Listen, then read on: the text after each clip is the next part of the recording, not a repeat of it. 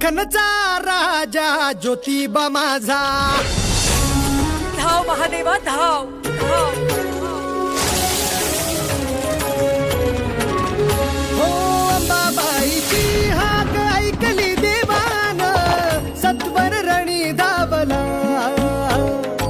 उभा ठाकला खडग त्रिशूल घेऊन, रत्नासूर मारिला.